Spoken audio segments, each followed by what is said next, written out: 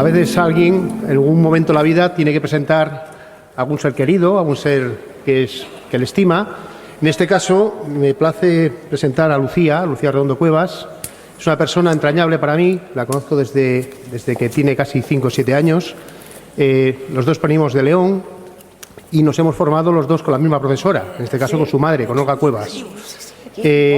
Ella, aparte de todo, de esa formación familiar que tiene y que desde pequeña lo ha mamado y lo ha comido así, se ha formado, es licenciada en diplomada en dietética y nutrición humana por la Universidad de Barcelona y máster por nutrición también por la Universidad de Barcelona. Ella es profesora del Instituto de Formación Profesional Roger de Llúria aquí en Barcelona y nos va a hablar sobre cuál es la dieta ideal.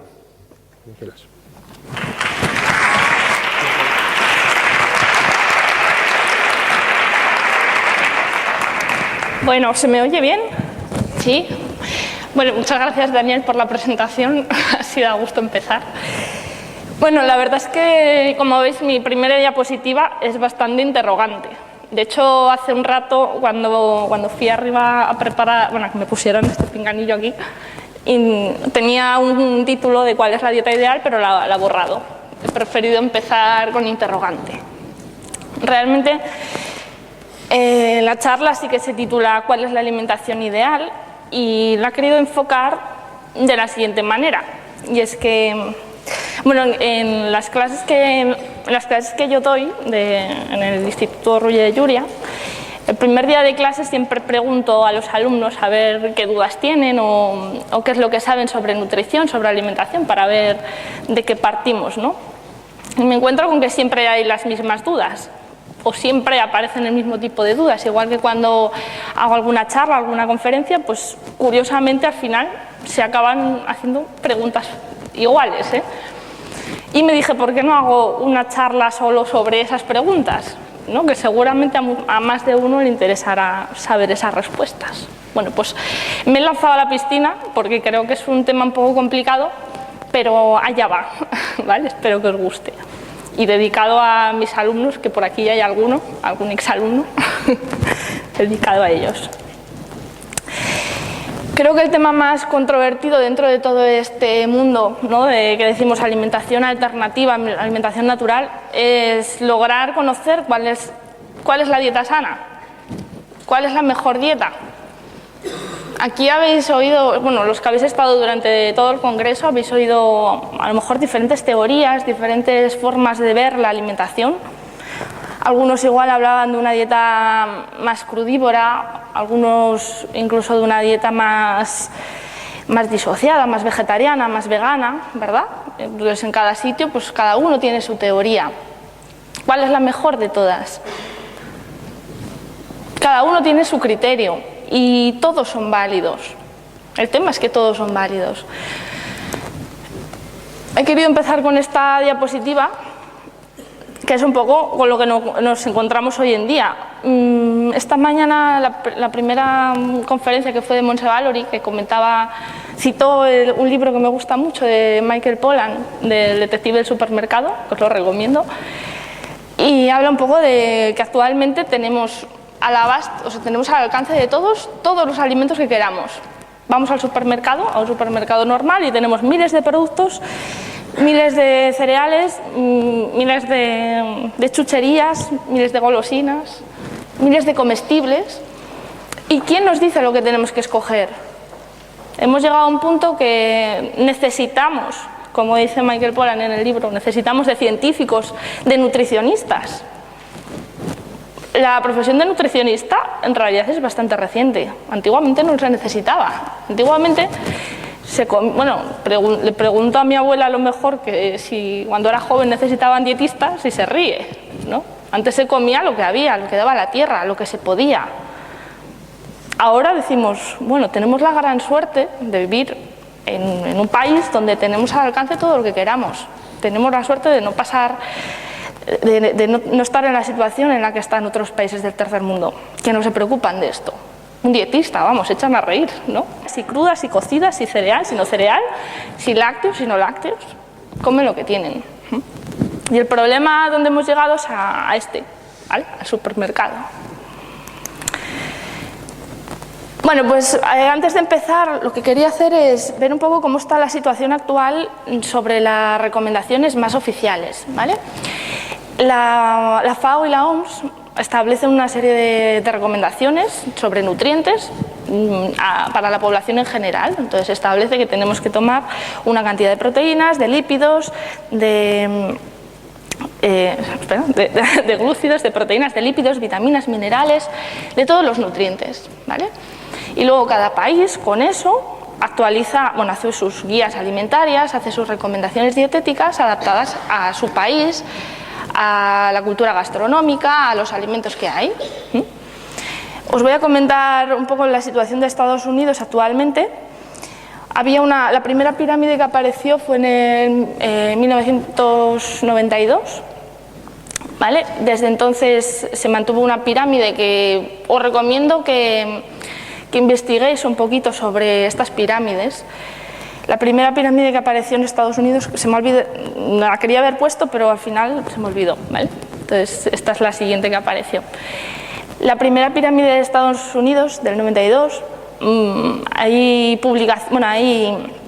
documentación donde se explica esa pirámide la hicieron unos expertos en nutrición, pero antes de ser publicada fue revisada por grandes por grandes industrias alimentarias. Entre ellos Kellogg's, que seguro que suenan, ¿vale? Digo yo que a lo mejor ese es el motivo por el cual en casi todas las guías alimentarias aparece el paquetito de cereales de desayuno. ¿Os lo habéis parado a pensar alguna vez?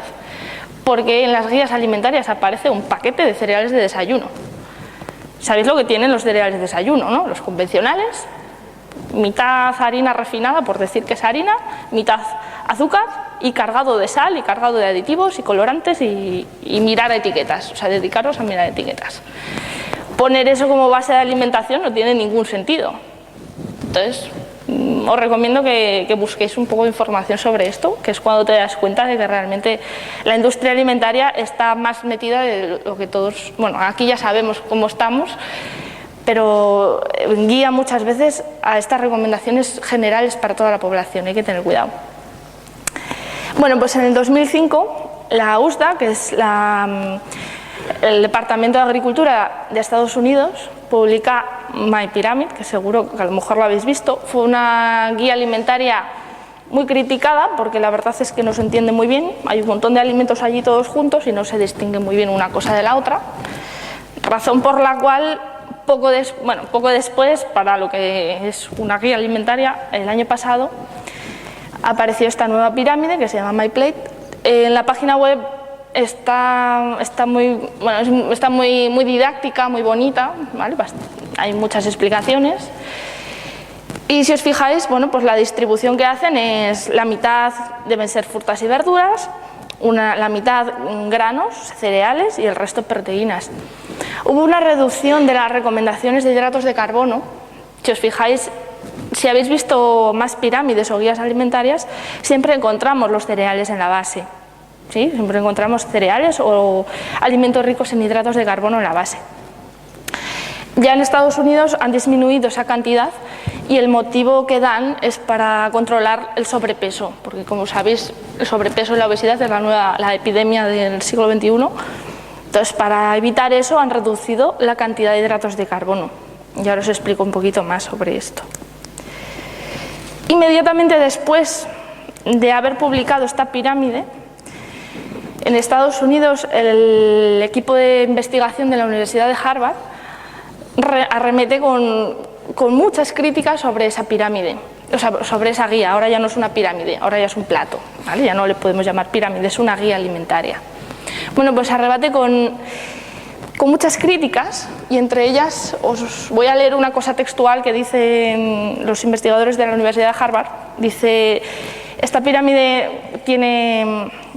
la guía que ha publicado de MyPlate, que ha publicado Estados Unidos, tiene muchos defectos y dicen que no deben mezclar ciencia e intereses comerciales. Dicho por la Universidad de Harvard.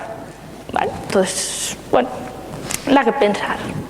Entonces ellos proponen, si os fijáis es un poco diferente, dentro de los vegetales hacen una aclaración de que no podemos considerar la patata como vegetal. La patata, o sea, como verdura, perdón, como verdura. No lo podemos meter dentro del grupo de verduras. ¿Por qué? Porque la patata en realidad es un alimento rico en hidrato de carbono que siempre se coloca junto con los cereales, ¿vale? Porque es muy rico en almidón y tiene que ir con el resto de alimentos ricos en almidón. Porque del otro lado, las patatas fritas también pueden ser un vegetal, ¿no? Visto de esa manera. Entonces fue una de las críticas. Otra de las críticas fue que, si os fijáis, aquí aparece el aceite y en el anterior no aparecía nada de aceite, ¿no? En esta nueva guía pues dicen que hay que darle mucha más importancia al tipo de aceite o grasa que se utiliza. Entonces recomiendan la utilización de aceite de oliva o aceite de colza, que son los más recomendables, los más saludables. Luego también insisten en que la población, hay que insistir mucho en que los cereales que se consuman sean integrales.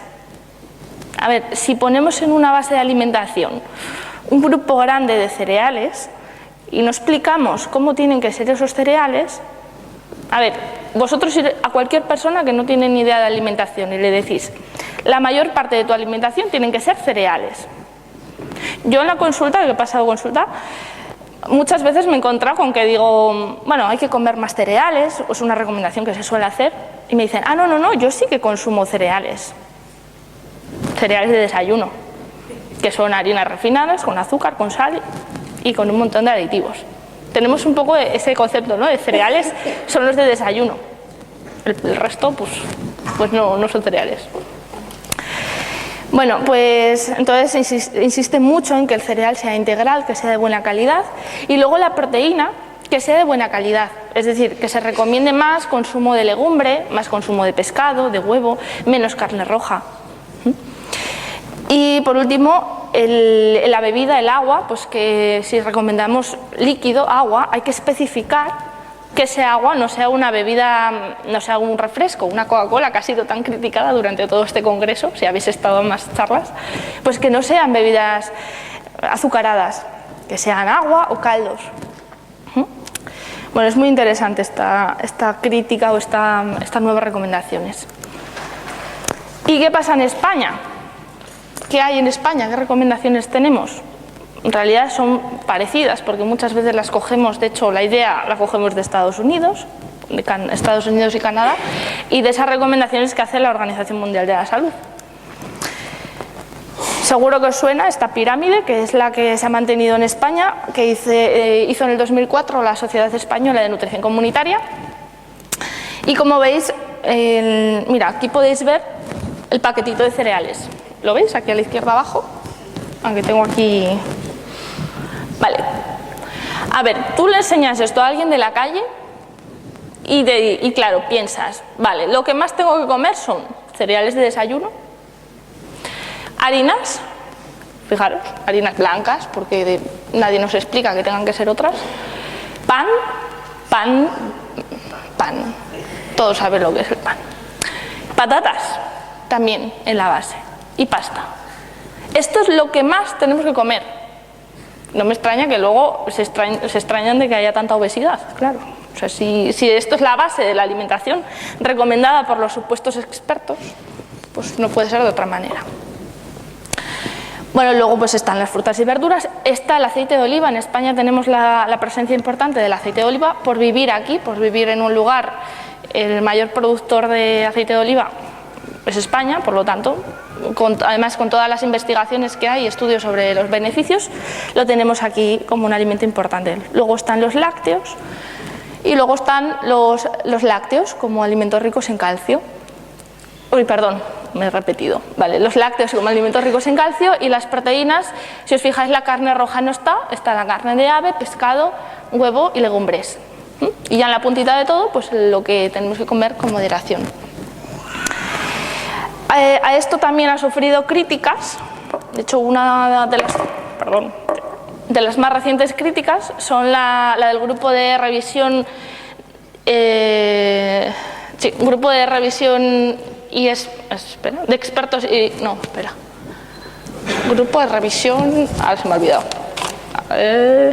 Sí, y posicionamiento, no me acuerdo de lo que era la P. Grupo de Revisión y Posicionamiento de la Asociación Española de Nutrición, de dietistas nutricionistas. Ellos proponen, lo que os acabo de comentar, creo que es muy fácil de entender, que en la base no pueden estar todos esos cereales refinados, entonces proponen que en la base estén las frutas y las verduras.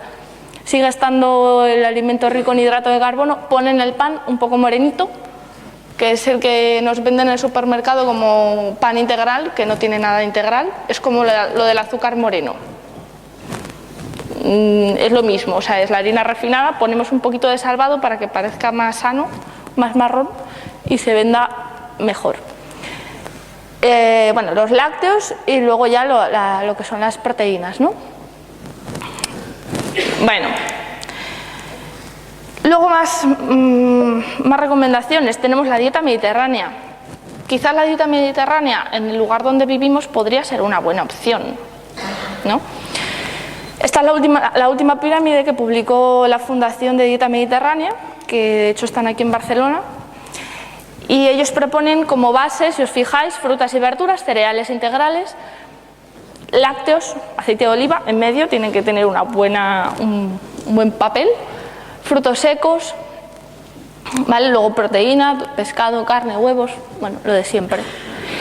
Pensar que la dieta mediterránea bien hecha, de buena calidad, además ellos insisten mucho en la calidad de los alimentos, si os fijáis en todas las recomendaciones que ponen aquí al lado, insisten pues que el cereal sea integral, de que los alimentos sean de buena calidad, bueno, insisten un poco más en estas cosas.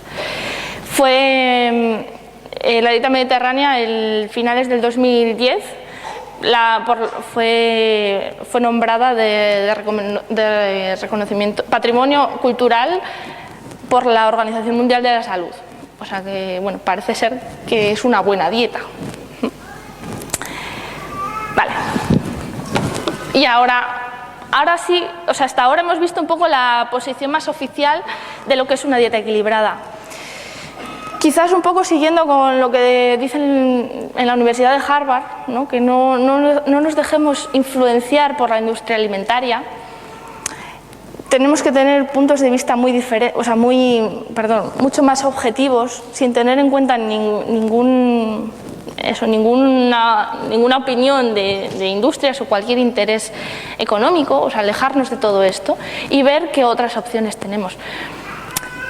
Yo, como dijo Daniel, yo estudié la diplomatura de dietética y nutrición, es decir, la dietética convencional, la normal, la que se basa en kilocalorías, que seguro que a todos os suenan las kilocalorías. Y decimos que estoy haciendo una dieta de 2.500 kilocalorías. Y parece que se nos pone la boca, a la gente se le pone la boca agua como si fuera una cosa muy importante. Realmente las kilocalorías, para los que ya conocéis un poco el tema ya sabéis que están basados en los famosos números de Atwater, que son aquello de que las proteínas aportan 4 kilocalorías por gramo, los hidratos de carbono aportan 4 kilocalorías por gramo y las grasas 9 kilocalorías por gramo. Y a partir de esos números que hizo hace mucho el señor Atwater, que se llegó a cabo a esa conclusión por unos métodos no muy bien conocidos, que después sí que se ha demostrado que es así, se sigue manteniendo, se siguen utilizando, pero esos números significa que cogemos una proteína, en el laboratorio la quemamos y medimos la temperatura que sube en el agua que está recubriendo a ese recipiente. ¿Sí? El concepto de kilocaloría, ¿sabéis cuál es? Una kilocaloría es el calor que se desprende al quemar un nutriente en un litro de agua, ¿vale? Es un método totalmente analítico que se hace en el laboratorio y bueno, sí que se sabe que al quemar la proteína se desprende un calor, 4 kilocalorías por gramo. En cambio, al quemar la grasa se desprende mucho más. Yo cuando explico el metabolismo en clase, el metabolismo es cómo funcionan todos los nutrientes una vez los ingerimos, a dónde van, qué transformaciones químicas tienen y demás. Una pregunta de siempre es, ¿y qué relación tiene eso con las kilocalorías? Es decir, ¿qué tiene que ver que un alimento tenga tantas kilocalorías con lo que pasa cuando yo lo como? si realmente las kilocalorías es algo que se hace en el laboratorio y que es totalmente ajeno del cuerpo. O sea, una grasa puede aportar 9 kilocalorías por gramo, yo me la como y la voy a almacenar, aquello no se quema, ¿vale? Luego, además, son números que están hechos, o sea, es algo muy general. No todos los hidratos de carbono aportan 4 kilocalorías. Es una aproximación que se ha hecho a las proteínas. Dependiendo del aminoácido que tengan, aportan o 4, o 3, o 6. Pero es un valor totalmente... bueno, se ha llegado a esa conclusión para hacer unos numeritos, para cuadrar unas dietas, ¿verdad? Que los que habéis estudiado nutrición sabéis muy bien lo que es esto. Cuadramos dietas, nos salen unos números y tenemos que comer, pues nos dicen, tienes que comer 3 rebanadas de pan al desayuno, tienes que comer 3 cucharadas soperas de aceite. Es decir, que llegamos desde esos números tan generales que se han llegado a una conclusión, al 4, el 4 y el 9, es algo muy general, se ha llegado a aplicar eso a algo totalmente analítico, a cuadrar dietas al milímetro, a los gramos, y que bueno, cuando ves todo eso desde otro punto de vista, como este de aquí, pues dices, bueno, ahí está, la ciencia sigue por ahí. Cada vez de estos se están dando más cuenta. Antiguamente todas las grasas, como aportaban tantas kilocalorías, pues todas eran malas y todas se retiraban en cualquier caso de obesidad y de sobrepeso y de colesterol y de todo.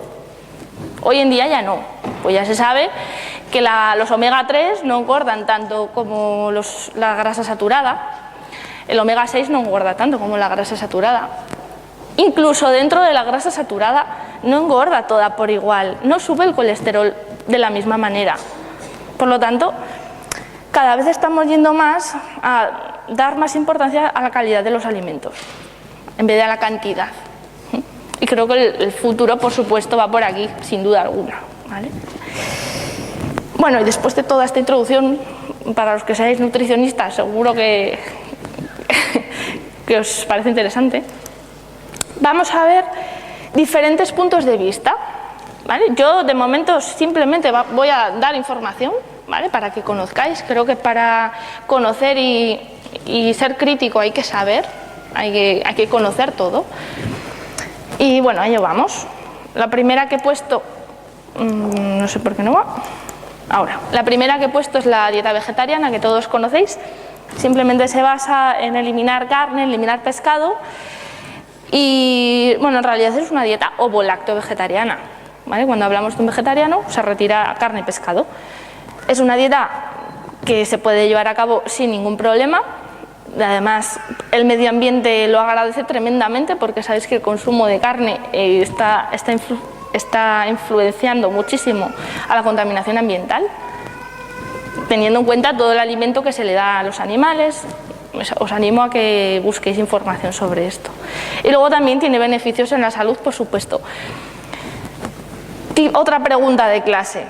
¿Y si un niño pequeño puede crecer sin carne ni pescado? Por supuesto que sí. Y si no, investigaciones y documentos para dar y regalar. Muchísimo.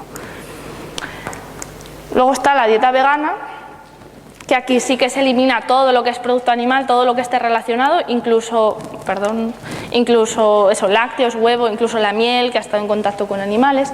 O sea, todo esto se retira.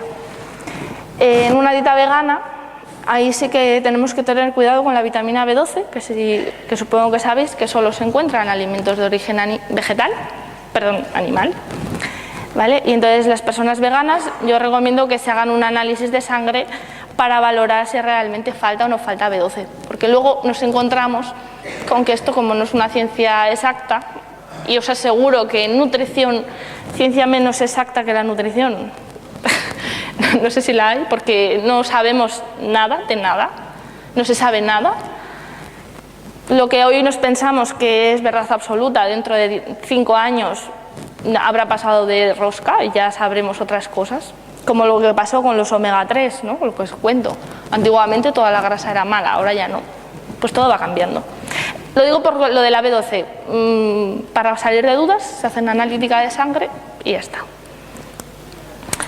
Otras dietas, la dieta macrobiótica, que seguro que todos conocéis. La dieta macrobiótica nació en Japón, Jorge Osawa fue el fundador de la macrobiótica. Ellos, bueno, después de toda esta, es una filosofía de vida en realidad, no es una dieta, ¿vale? Pero bueno, utilizamos este planteamiento de la dieta. Sabéis que distinguen los alimentos yang, alimentos yin, alimentos neutros, y los alimentos yin son aquellos más que tienen energía más expansiva, los yang más contractiva, y tenemos que llegar a un equilibrio. Sería una dieta, ya os digo, que viene de medicinas orientales, de medicinas tradicionales orientales, concretamente Japón. Después también estaría todo lo que son las dietas derivadas de las medicinas orientales, que la medicina tradicional china tiene una dietética muy amplia, en realidad con un diagnóstico que se utiliza en la medicina china muy amplio. Luego la medicina ayurvédica, por ejemplo, pues también tiene todo otro tipo de dieta.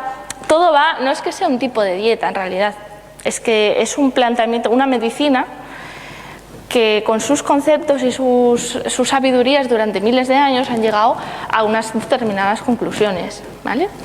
Y bueno, la de macrobiótica es un ejemplo, lo pongo porque todos lo conocéis seguro, ¿vale? Otra, por ejemplo, sería el crudivorismo, que creo que durante este congreso se ha hablado bastante de todo lo que son alimentos crudos, se ha recomendado bastante crudo.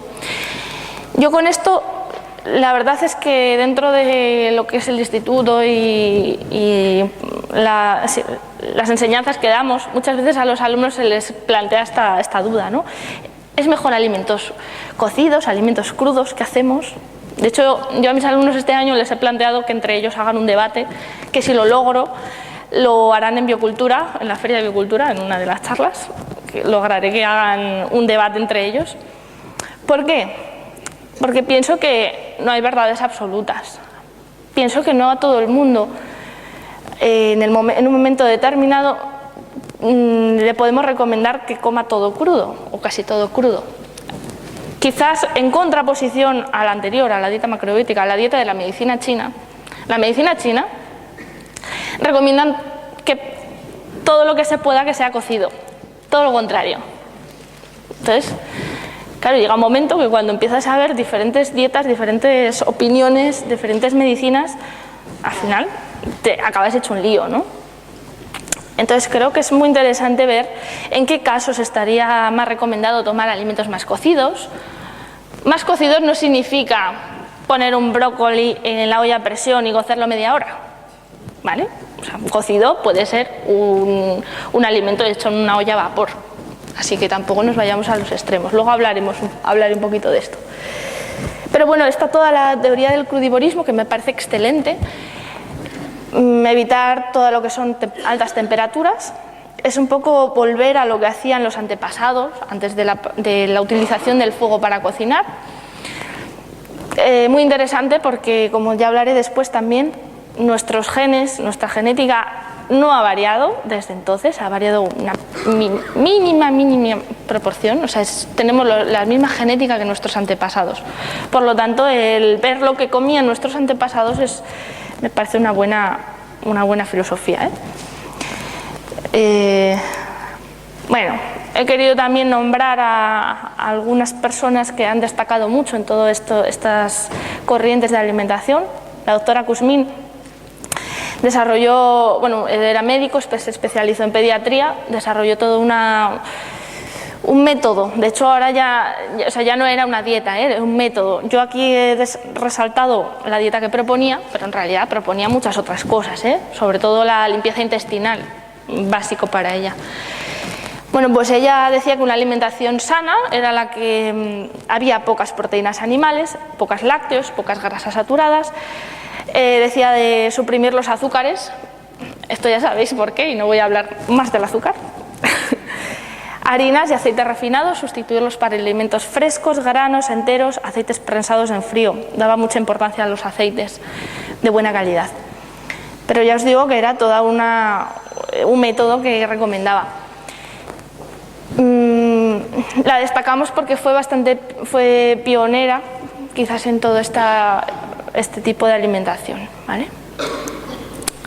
Luego también he querido destacar al doctor Signalet, no sé si lo conocéis, pero os recomiendo mucho que leáis sobre él porque creo que vale la pena. El doctor Signalet era un médico hematólogo, inmunólogo y muchos ólogos, ¿no?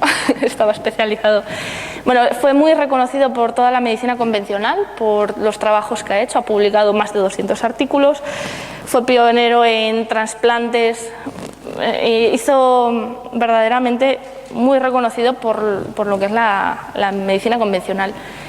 En la última etapa de su vida empezó a investigar sobre la influencia de la alimentación en la salud, llegando a unas teorías que desde mi punto de vista son muy buenas.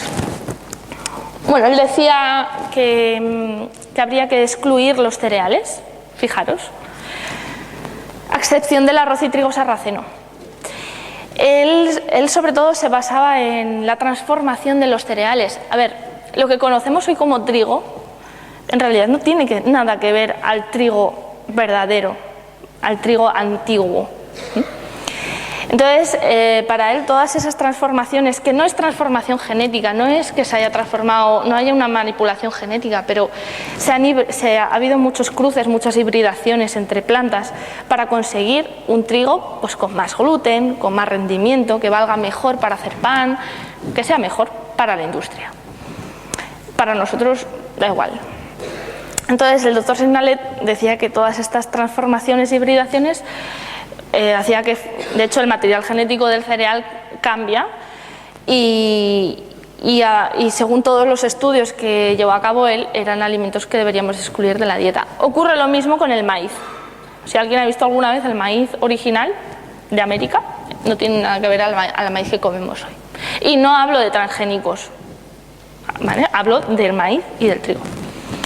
Entonces él decía que estos cereales habría que excluirlos. El arroz y el trigo sarraceno para él eran los mejores. Luego volveré a tocar este tema. Exclusión de leche animal y sus derivados. El año pasado aquí hice la charla de los lácteos, así que de este tema ya no voy a hablar. Sí que proponía consumo de muchos alimentos crudos. Él no era partidario tampoco del crudivorismo estricto, como lo era Burger, por ejemplo, las teorías de Burger o el crudivorismo en sí, que sí que recomiendan todo crudo, pero bueno, él sí que recomendaba que las cocciones que no llegaran nunca a los 70-80 grados, o sea, que fueran cocciones a baja temperatura y cuanto más crudo mejor. Otra vez daba mucha importancia a los aceites vírgenes, a los aceites de semillas extraídos en primera presión en frío, y preferencia siempre por los alimentos biológicos, evitando pesticidas, evitando sustancias tóxicas. Os recomiendo el libro de Signalet, La alimentación, la tercera medicina, donde habla de todo esto, pero no es que hable de todo esto, es que explica primero de una forma teórica por qué ha llegado a esta conclusión y luego lo más importante es que ha hecho muchas investigaciones con enfermedades con este tipo de alimentación, sobre todo con enfermedades autoinmunes y de eliminación, ¿vale? De intoxicación. Y creo que vale la pena conocerlo. Signalet, el doctor Jens Signalet. La alimentación, la tercera medicina. Luego también he querido añadir aquí la dieta según la evolución. Creo que esta diapositiva salió ayer en algún momento, ya no sé porque ya tengo todas las conferencias mezcladas, pero apareció ayer. Esta es la portada de un libro que se llama El mono obeso, de José Enrique Campillo, que también os recomiendo que leáis, que a mí me encantó, me apasionó. Explica lo que os acabo de decir antes, de que el hombre no ha cambiado su genética desde hace millones de años. Ha habido pequeñas adaptaciones al tipo de alimentación que se ha hecho durante miles de años y nosotros seguimos con esos genes. Y el problema es que seguimos con esos genes, pero comiendo lo que tenemos en el supermercado. ¿Vale? Entonces él explica, sobre todo habla de estas enfermedades que se engloban dentro del síndrome X, síndrome metabólico, obesidad, diabetes tipo 2, hipertensión, ¿vale? Todo este grupo de enfermedades que son la epidemia del siglo XXI, o sea, son las que tienen mayor incidencia.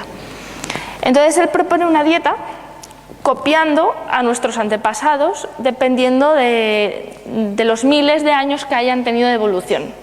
Por ejemplo, dice, si durante la mitad de nuestra evolución nos hemos alimentado a partir de frutas, o sea, de frutos, de raíces, de brotes, frutas y verduras, al fin y al cabo. Eso sí, los antepasados, si la manzana tenía un gusanito, se lo comían. Es decir, que también tenían un aporte de proteínas, pero no de la carne de la vaca, por ejemplo, o del cerdo, ¿vale? Eran de bichitos pequeños. Que eso hoy en día nos da asco, no sé por qué. Bueno, pues propone una alimentación en la que la base de la pirámide serían frutas y verduras, luego estarían las carnes y pescados. Sabéis que durante toda la época de la glaciación, ¿de qué se alimentaba el hombre durante la glaciación? Estaba todo helado. Fuimos una época importante de nuestra evolución, fuimos carroñeros. No éramos cazadores, no nos imaginamos ahí cazando, que no somos tan fuertes. Éramos carroñeros, de carne y pescado principalmente, ¿vale? Por lo tanto, aunque la mayor parte de la evolución éramos no vegetarianos, sino frutas y verduras con sus bichitos, que es diferente, y luego, pues eso, en la época de la glaciación, carnes, o sea, carroñeros, pescados y, bueno, algunas raíces, lo que encontraban, ¿vale? Lo que la naturaleza daba. De hecho, allí hubo una adaptación importante. Y lo último, el último periodo de nuestra existencia ha sido muy corto, que ha sido primero el de la agricultura, cuando empezó la agricultura y la ganadería, y ya el último trocito es la industrialización, que digo yo, a lo mejor dentro de miles y miles de años, a lo mejor nuestro metabolismo se adapta a comer esa gran porquería de azúcar y de grasas trans y de aspartamo y de todas estas cosas. Igual dentro de miles y miles de años, de momento no. Bueno, después he querido también poneros aquí la dieta Okinawa, que no sé si os sonará. Resulta que la población más longeva del mundo se encuentra en una islita al sur de Japón. Entonces todos los investigadores han dicho, vamos a ver qué pasa en esa isla para copiarlo. Y se encontraron con lo siguiente, pues que en aquella isla en la que la gente vivía mucho y muy sanos, fueron a ver la dieta, a ver qué comían. Alto consumo de vegetales y frutas, bien, granos integrales, abundante pescado, crudo o poco cocido, soja fermentada, alimentos ricos en calcio, especialmente algas, grandes consumidores de té verde y té negro, bebían mucha agua, hacían ejercicio físico, que como digo yo, no es ejercicio físico de meterse en un gimnasio, sino de tener una vida activa. Dicen que está descrito que hace mucha actividad en bicicleta, o sea, de movimientos de caminar, bicicleta, moverse. Felicidad y relax. Uy, igual esto tiene mucho que ver. Pues sí, creo que sí. Y entre que han visto que son muy felices allí y que la industrialización de la alimentación está muy poco introducida, creo que eso tiene mucho que ver. Y luego esto último que tenéis ahí, que pone Hara Hasibu, no sé cómo se pronuncia, pero bueno, algo así. Esto significa una tradición de esta sociedad en la que dicen que, descrito por los libros, dicen, dejan de comer cuando se sienten el 80% llenos. Digo yo, no sé cómo miden eso, pero bueno, se trata de que no llegan a llenarse para dejar de comer, como hacemos aquí, que parece que hasta que no revienta la barriga no dejamos de comer, ¿vale? Entonces, bueno, ahí sí que han visto esto. Supongo que sabréis que hay mucha investigación sobre las dietas hipocalóricas y la vida más longeva, sobre todo en animales, muy demostrado, y también en humanos, como es este ejemplo. Y me voy a lanzar a la piscina, ¿vale? La dieta del grupo sanguíneo seguro que la conocéis todos. Primero voy a explicar muy por encima. ¿Sabéis el grupo sanguíneo lo que es? Diréis, vaya pregunta más tonta. Bueno, estos son los glóbulos rojos. En los glóbulos rojos hay unas sustancias unidas a los glóbulos rojos que se llaman antígenos, ¿vale? Hay diferentes tipos de antígenos, hay muchísimos, ¿eh? Estos son unos de los antígenos que hay en los glóbulos rojos, unos que les llaman de tipo A, hay otros que les llaman de tipo B, otros que tienen la mezcla de los dos y otros que no tienen ninguno. No son los únicos, recuerdo, sino que hay muchos más antígenos. Bueno, pues si la persona que tiene estos antígenos en su sangre tiene unos anticuerpos de otro tipo, tipo B. Por lo tanto, no reaccionan entre sí, no se unen, porque son de diferente tipo. La sangre que decimos de tipo B tiene unos anticuerpos de tipo A, por lo tanto no reaccionan. En este caso no hay ninguno, porque si no reaccionarían. Y en este caso puede haber de los dos, porque no hay problema, tampoco reaccionan. Se les llaman aglutininas, porque si se pusieran en contacto este con este, aglutinan los glóbulos rojos. Aglutinan, se unen entre sí y forman aglomeraciones. Vale, entonces basándose en esto, el señor Peter D'Adamo, que seguro que os suena, dijo que en los alimentos, en la mayoría de alimentos, hay unas sustancias que se llaman lectinas, que hay algunas que son parecidas a los antígenos A y otras parecidas a los antígenos B. Entonces dijo, si la persona que tenga estos antígenos come un alimento que tenga un antígeno tipo B, puede reaccionar con estos anticuerpos y causar problemas, aglutinar los glóbulos rojos y producir una serie de problemas, ¿vale? Lo mismo al del grupo B, si toma antígenos de tipo A, lectinas que actúen como antígenos de tipo A, pues pueden reaccionar y tener problemas, ¿vale? En esto se basa la dieta del grupo sanguíneo. Entonces él vio que el grupo 0 también da una explicación sobre la evolución, diciendo que ha sido también una adaptación sobre el tipo de vida, el tipo de alimentación que han tenido nuestros antepasados. El grupo 0 le llama el cazador, en el que el consumo de carne es más elevado. La carne, como digo yo, la carne que se comía antiguamente, cuando os he dicho que ha habido una época de la evolución que éramos carroñeros, que nadie se imagine que tiene nada que ver con el cerdo de hoy en día o la vaca de hoy en día. Los animales de antes no tenían casi ni gota de grasa. La grasa saturada empezó con la industria, con la cría de animales. No tiene nada que ver la carne de antes, ¿vale? Así que, aunque aquí hay un filete, no tiene nada que ver a esto. Bueno, el grupo A se dice que es el agricultor, donde pues sí, el consumo de cereales le va mejor porque se adaptó a este tipo de alimentos. El grupo B dicen que es el nómada, que fue la adaptación de cuando la población migró de África a Europa. Entre otras cosas, cereales y algo de carne, también recomienda el consumo de lácteos. Y luego está el grupo AB, que él mismo describe como el enigma, la mezcla de los dos, ¿vale?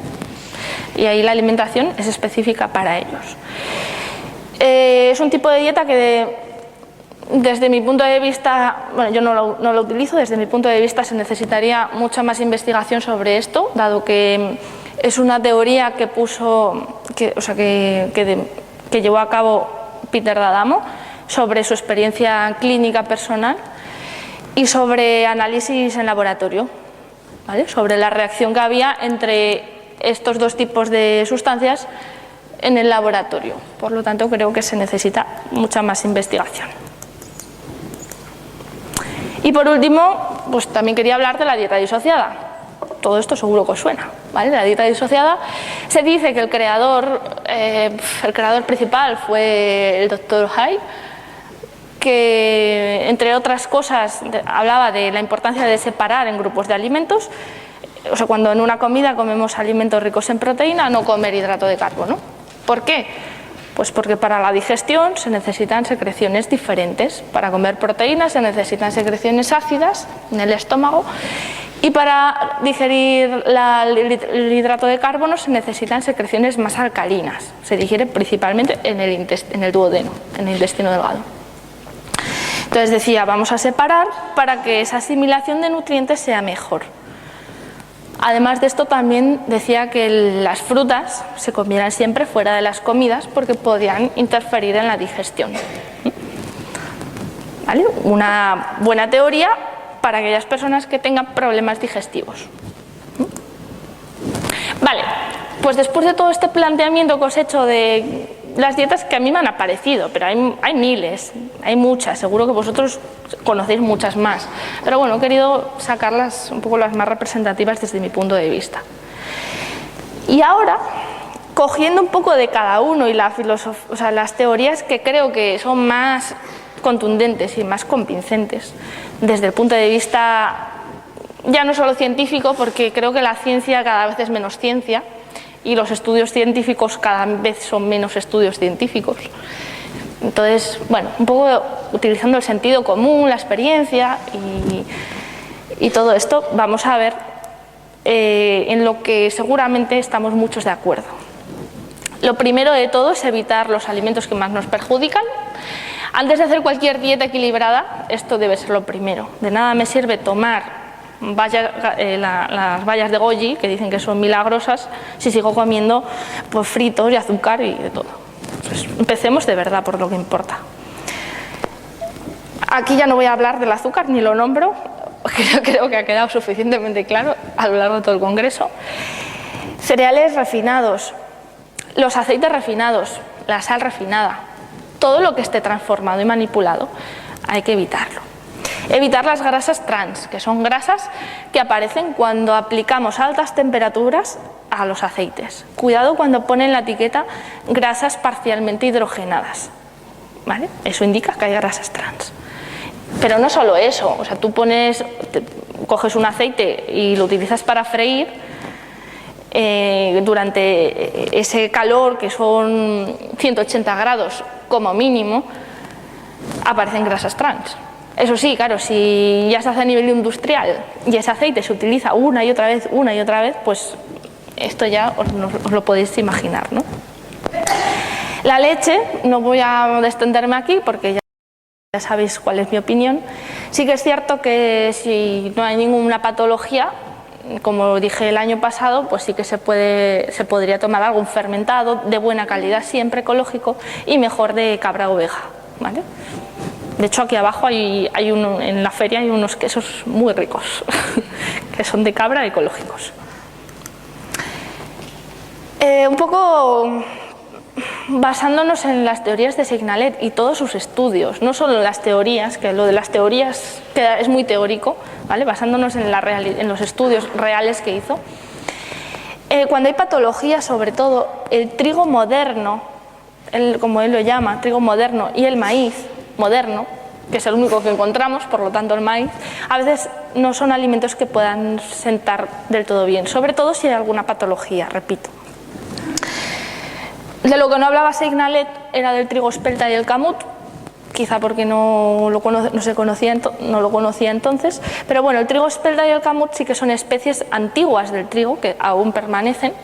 Dentro de la espelta hay dos tipos de espelta, una que es la más primitiva, que es el Triticum monococcum, que es la espelta pequeña, la escanda menor.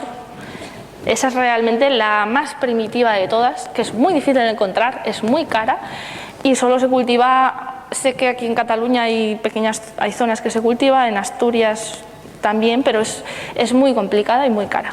La espelta que conocéis es la espelta mayor, ¿eh? Y bueno, el camut. Luego otros cereales que también se podrían recomendar son el arroz integral, la quinoa, el trigo sarraceno, el mijo. Son cereales que no tienen ningún problema. Cuidado con todos aquellos alimentos demasiado manipulados, transformados por la industria, cuanto más naturales mejor, eso ya lo sabemos. Evitar todo lo que son pesticidas, aditivos, no abusar de estimulantes y cuidado con los alimentos de moda. También me he lanzado a la piscina y voy a hablar de la soja. Una diapositiva solo, ¿vale? Me concedéis. La soja es un alimento que, como sabéis, se ha puesto muy de moda en Europa, Estados Unidos desde hace pocos años. Ha sido un alimento que, como se ha consumido en grandes cantidades, así nos lo venden en Asia, tiene muchos beneficios, ¿verdad? Dicen que baja el colesterol, dice que vale para la obesidad, dice que baja los triglicéridos, dice que incluso previene el cáncer, que previene miles de cosas. Leeros, si no, todos esos anuncios que hacen sobre la soja. Solo quería haceros un planteamiento y una pequeña reflexión.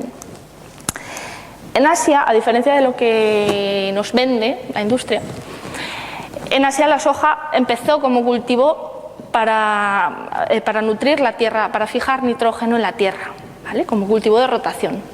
Sabéis que cuando se cultiva, pues para mejorar la calidad de la tierra se va rotando y la legumbre se utiliza para enriquecer la tierra de nitrógeno. Solo lo consumían en pequeñas cantidades la población más pobre que no tenía nada más que comer. La dinastía Zhou, 1134-246 a.C. aproximadamente, se piensa, que es cuando empezó a aumentar el consumo de soja, justo cuando empezó a descubrirse técnicas de fermentación de la soja, ¿vale? Entonces fue entonces cuando realmente hubo un consumo de soja. Y en el siglo II a.C. empezó la elaboración del tofu, que sabéis que es la leche de soja coagulada con unas sales que se llaman nigari. Se coagula y se deja, es como hacer un queso fresco, ¿vale? Se deja sudar eliminando un suero, un líquido en el que sí que parte de sustancias se van. Bueno, creo que es importante conocer esto, a diferencia de ese anuncio que hacen sobre la bebida de soja que llevan los asiáticos no sé cuántos miles de años consumiéndola, es mentira. La soja, como alimento, hay una serie de sustancias como los inhibidores de proteasas, que son las proteasas, son las enzimas para digerir las proteínas. Por lo tanto, de hecho ya se sabe que la soja es un alimento que no se digiere bien. Y principalmente la culpa de esto lo tienen los inhibidores de las enzimas que digieren las proteínas. Como todos sabéis, tienen isoflavonas. Y la mujer en menopausia dice, voy a comer soja que dicen que tiene isoflavonas y como a mí me faltan estrógenos en la menopausia, las isoflavonas me hacen de estrógenos, ¿vale? Entonces se toma para reducir los síntomas de la menopausia, para prevenir la osteoporosis. De hecho, los médicos lo recomiendan, las isoflavonas en suplementos. Y luego tiene, entre otras cosas, porque no me voy a extender aquí más, inhibidores de la absorción de minerales, como el hierro y el yodo, incluso el zinc. ¿Vale? Pero hay dos proteínas que están totalmente ya determinadas, una que inhibe el hierro y otra que inhibe el yodo, ¿vale? Por lo tanto, hay antinutrientes que dificultan la asimilación de nutrientes. Todo esto, si cogemos la soja, la hervimos las horas que queráis, no se destruyen, ¿vale? Son proteínas muy resistentes al calor, que se ha visto que aun con altas temperaturas no se destruyen. ¿Vale? Son proteínas muy resistentes. Los únicos métodos para desnaturalizar esas proteínas, hidrolizar esas proteínas, es decir, hacerlas desaparecer, son la fermentación y la germinación, ¿vale? Son dos procesos en los cuales sí que logramos evitar estas sustancias. Por lo tanto, yo de consumir soja, por favor, que sea siempre fermentada. Creo que lo decía Monse Brazos hace un momento. Que sea fermentada, germinada también puede ser. El tofu. Sí que se dice que en la coagulación del tofu, en esa parte líquida que se va, hay una parte de estas proteínas que son inhibidoras, son antinutrientes, se pierden, pero se pierde una parte, ¿vale? El resto no. Bueno, ya hay otra cosa con las isoflavonas. Las isoflavonas son buenas para la mujer en la edad de menopausia porque tienen una actividad estrogénica, es decir, que se une a los receptores de los estrógenos. ¿Y nos habéis parado a pensar qué pasa si eso se lo damos a un niño pequeño? La actividad estrogénica sigue estando, no está solo para la mujer en menopausia. De hecho, hay fórmulas infantiles que se dan a los niños muy pequeños cuando tienen alergias a las proteínas de la vaca. Hay muchos estudios que han visto que causan problemas neurológicos importantes en niños, este tipo de leches maternizadas elaboradas a partir de soja. Incluso ya instituciones, aquí os he puesto el Departamento de Salud de Reino Unido y la Academia Nacional de Ciencias de Estados Unidos, recomiendan no dar estas leches maternizadas a niños, no utilizarlas. Por curiosidad, la leche de soja, que tanto nos venden aquí, solo la bebían en Asia, está descrito, los monjes budistas para disminuir la libido, que son muy listos. Entonces sabían que tenían isoflavonas, no lo sabían, lo intuían, que estas isoflavonas, que a la mujer en menopausia le va bien, a los hombres les disminuye la libido. Bueno, para ese caso, si alguien lo quiere, para eso lo puede tomar. Bueno, luego todos estamos de acuerdo en que hay que consumir alimentos de buena calidad, alimentos integrales, esto ya lo sabéis todo, azúcar integral, ya ha hablado Montse Valori esta mañana sobre el tema de endulzantes, cereales integrales, siempre con su cáscara, siempre de buena calidad, aceites vírgenes prensados en frío. El mejor aceite para cocinar, sin duda, es el aceite de oliva, ¿vale? Es el más resistente a las altas temperaturas. En crudo podemos utilizar otros aceites, por ejemplo el aceite de girasol extraído en frío, prensado en frío, que sabe a pipa, ¿vale? No sabe a lo que sabe ese aceite que venden como aceite de girasol, que está totalmente refinado, pero un aceite de girasol de buena calidad me parece excelente para añadir a la ensalada o a los platos que hagamos, ¿vale? Pero siempre en crudo, no utilicéis nunca aceites de semillas para la cocina, porque son aceites muy insaturados cuya formación de radicales libres es muy rápida, ¿vale? Entonces siempre para cocinar aceite de oliva y para en crudo o aceite de oliva o cualquier aceite de semillas. Y luego sal marina no refinada, ¿vale? Sal pura. Y como alimentos de buena calidad, los de más calidad son los alimentos ecológicos, sin duda, ¿vale? Evitando todo el tema de pesticidas. Y sobre todo os diré una cosa, si hay que comer alimentos ecológicos, hay que empezar por los alimentos de origen animal. Todo es importante, todo tiene que ser de buena calidad, pero si coméis algo de carne o lácteos o huevos, los huevos, sabéis que en enero salió una noticia en todas partes menos en España, para que no nos enteremos, de que la producción de gallinas de tipo 3, ¿sabéis? Los numeritos de 0, 1, 2 y 3, la calidad del modo de vida de gallinas. El 3 es el que le permite a la gallina un trocito de menos de un folio, ¿sí? Como máximo. Bueno, pues eso está prohibido por la Unión Europea, avisados desde hace 12 años, si no recuerdo mal. Y hay varios países de la Unión Europea que no han hecho ni caso, y a España les han dado un aviso en enero para que rectifiquen eso. Les han dado 2 meses de margen. Veremos lo que hacen, ¿vale? Bueno, entonces todos estos alimentos de origen animal tienen que ser de buena calidad, los de vegetal también, pero si hay que empezar por el animal. Bueno, alimentos de la zona y de la temporada. Aquí insistimos mucho. Antes he hablado de la soja. La soja, siento deciros que no es de aquí, tradicionalmente, sino preguntar a los abuelos, a ver si conocían la soja antes. Bueno, os recomiendo haceros con un calendario de frutas, de verduras, para saber cuáles son las más recomendadas en cada momento. Y luego, pues ¿por qué no? Vamos a hacer un poco de caso a esas recomendaciones de la OMS, ¿vale? De la FAO, de la OMS, recomendaciones sobre nutrientes. Parece ser que hay una serie de nutrientes que no podemos fabricar que se llaman esenciales. Eso significa que hay que comerlos en la dieta. Ellos son los omega 3 y 6, vitaminas, minerales y aminoácidos esenciales, proteínas. Quería detenerme solo un momentito en el calcio dentro de los minerales, aunque de esto ya hablé el año pasado. Sabéis que se vende la leche como un alimento rico en calcio y que hay muchas otras fuentes. Nos dicen, no, es que el calcio de la leche es el único que se absorbe bien. Mentira.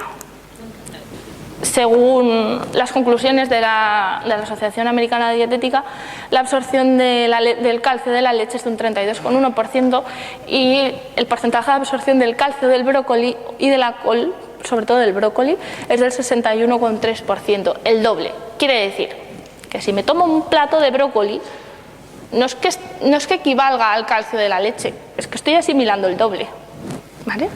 Bueno, entonces creo que sobre el tema del calcio es un tema bastante polémico, pero queda mucho de hablar.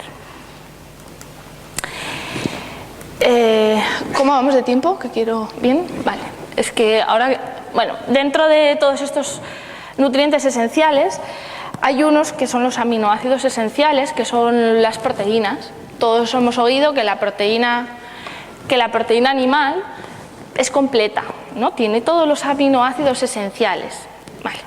Y también hemos oído que si combinamos legumbre con cereal tenemos todos los aminoácidos esenciales, ¿verdad? Antes de nada quería hacer una aclaración que también según este documento, que os recomiendo que está en internet, este documento es el mismo que he citado antes, es la posición de la Asociación Americana de Dietética, está traducido al español, así que lo podéis encontrar también por internet. También en este mismo documento citan, según diferentes estudios, que en adultos la combinación de legumbre con cereal para aportar esos aminoácidos esenciales se puede hacer a lo largo de todo el día.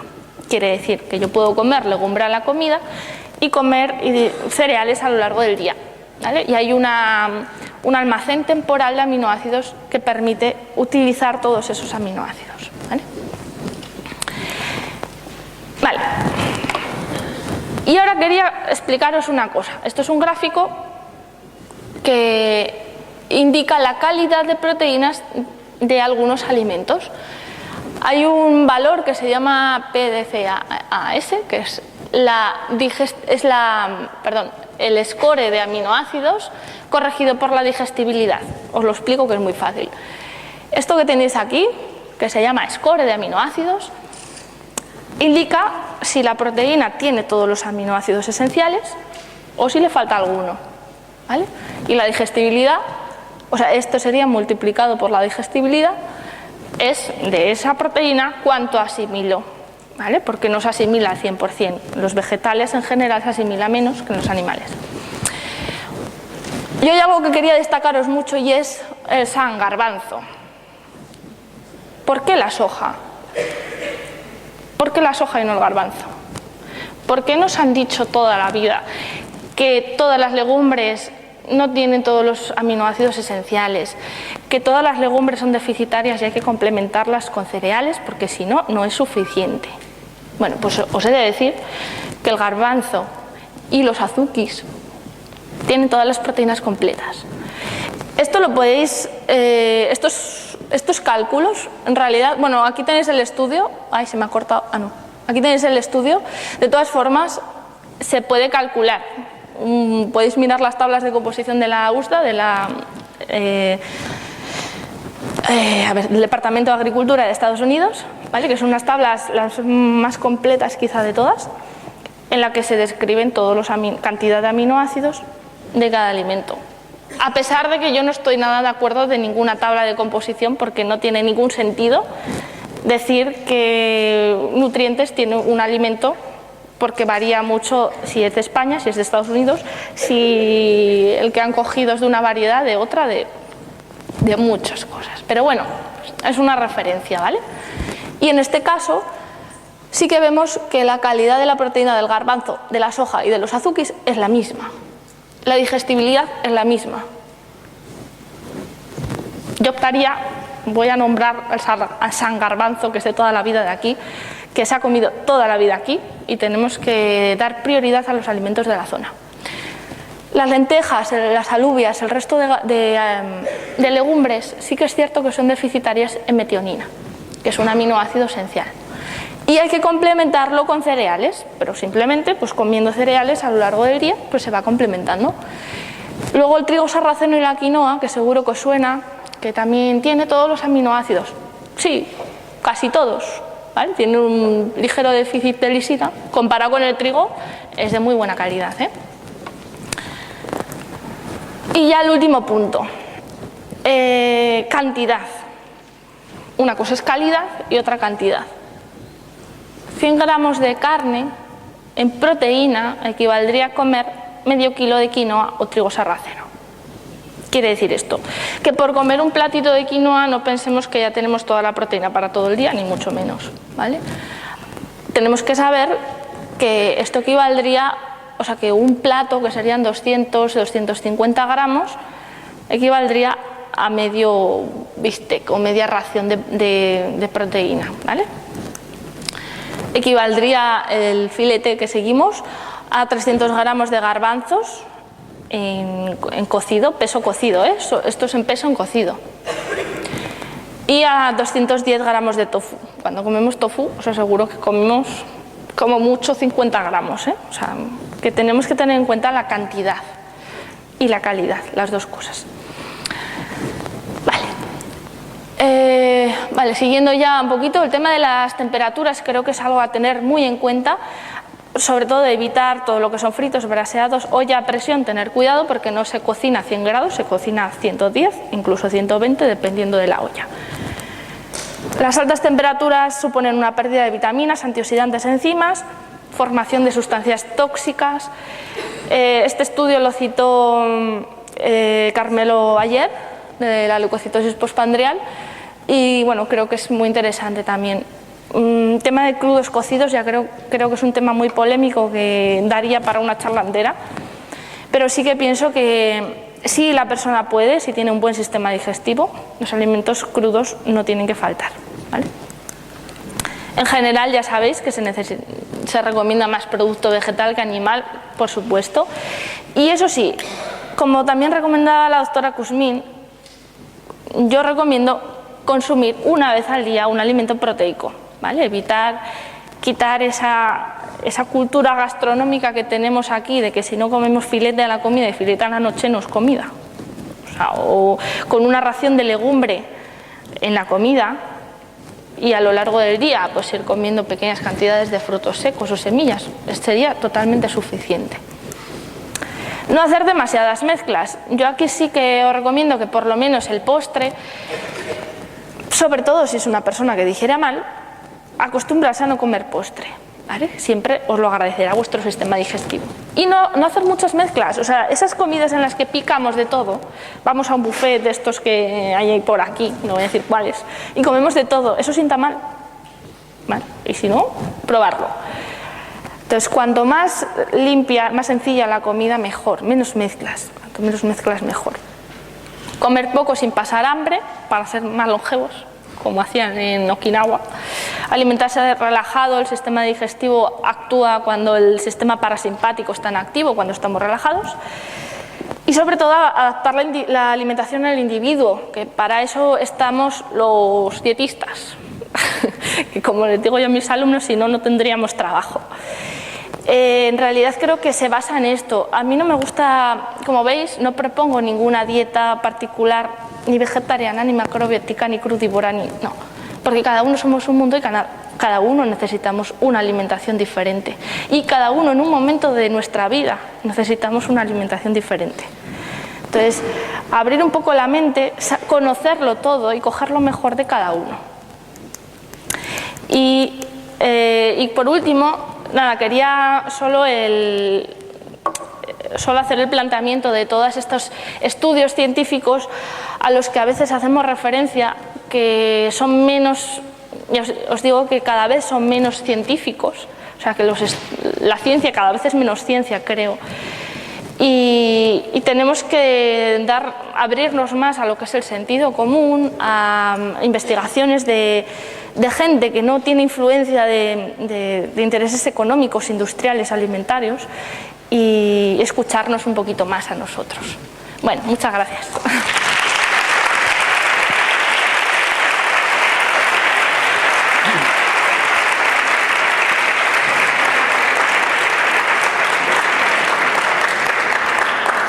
Bien, pues abrimos un pequeño debate de preguntas y luego haríamos el descanso.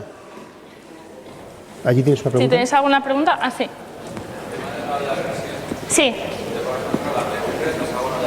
Sí. A ver, lo ideal, como siempre, tenemos lo ideal, lo regular y lo malo.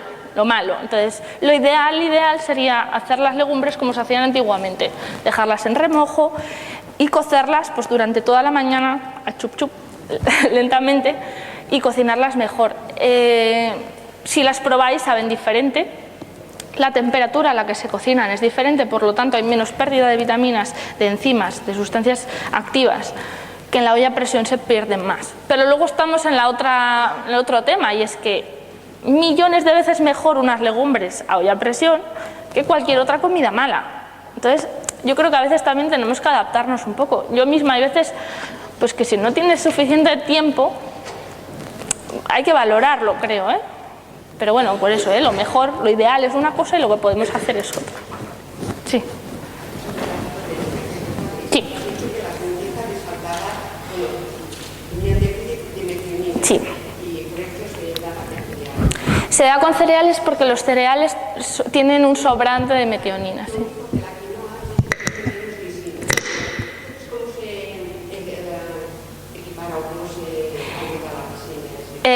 Se podría combinar con pequeñas cantidades de legumbre. La legumbre tiene lisina en cantidades un poquito más altas de las necesarias, por lo tanto también sería un buen complemento.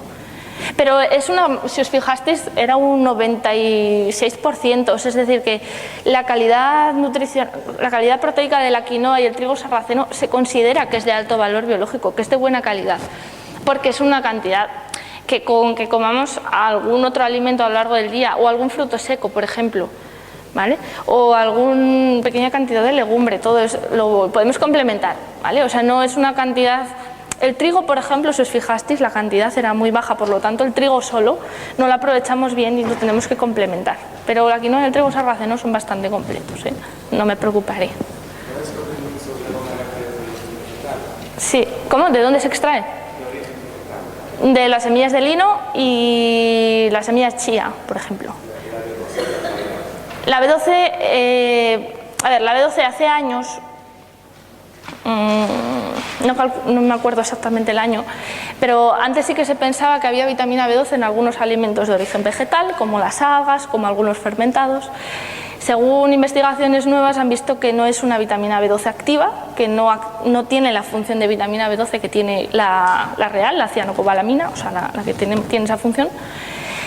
Por lo tanto, se considera que solo hay en productos animales. De todas formas, os digo que creo que no es del todo cierto.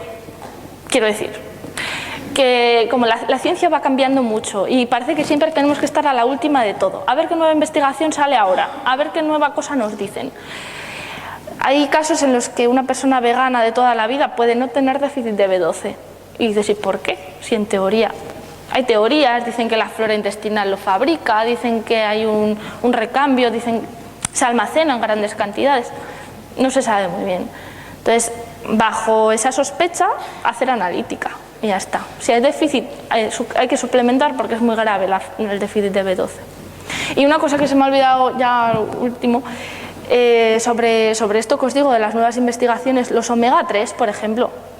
Los omega 3 son esenciales, hay que tomarlos, hay que tomar pescado azul, hay que tomar ese omega 3, que como si estuvisteis en la primera charla de ayer, que hablaba de los metales pesados en pescados.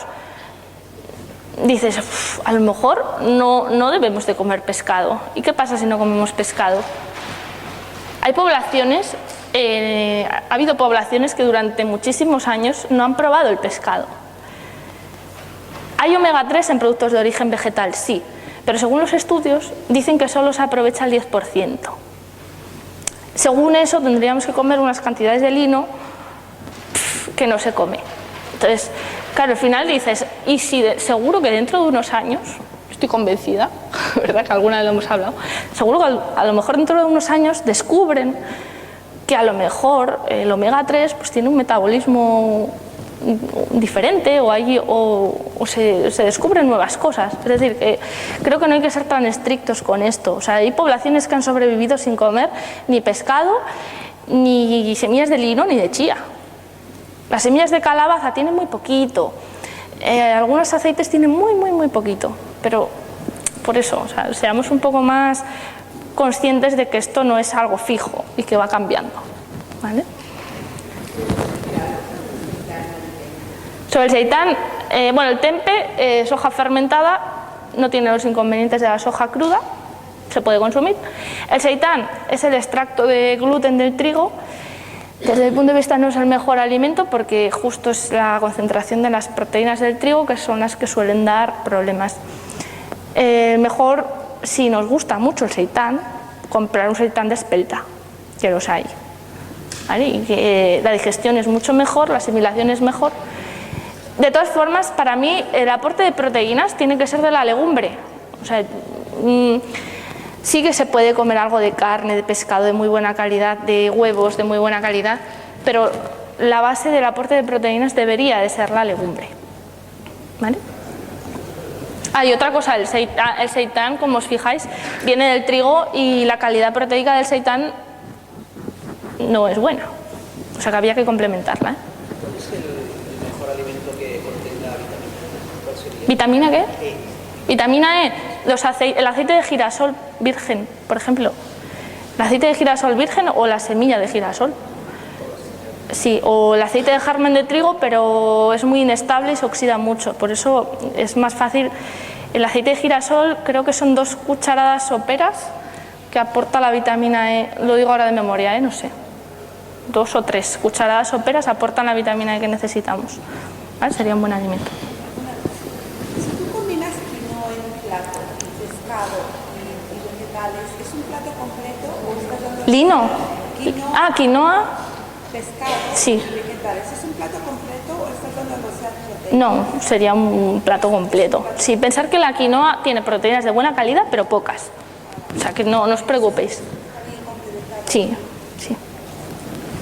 Bueno, no sé si el tiempo me parece que... Sí, estaré por aquí, ¿vale? Por si la última queréis alguna pregunta, ¿Sí? ya que... Sí, es breve.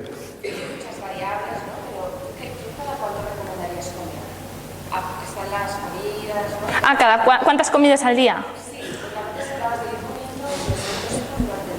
Sí, depende de cada persona, pero podría estar bien 4 comidas al día, por ejemplo, ¿vale? O 5, dependiendo. Hay gente que tiene, por ejemplo, más tendencia a la hipoglucemia y ya no por la comida que haga, gente que tiene menos capacidad de reservar glucógeno y tener glucosa disponible. Entonces ahí a lo mejor hay que hacer pues 5 comidas al día, ¿vale? O si no... Sí, la fruta, por ejemplo, tomarla a mediodía o a merendar sería lo ideal. Y hay que comer fruta, pero fruta de la temporada, ¿vale? Siempre, y fuera de la comida, merendar o media mañana. 4 o 5 comidas. Bueno, hacemos una pequeña pausa, serán 20 minutos para no alargar mucho la tarde.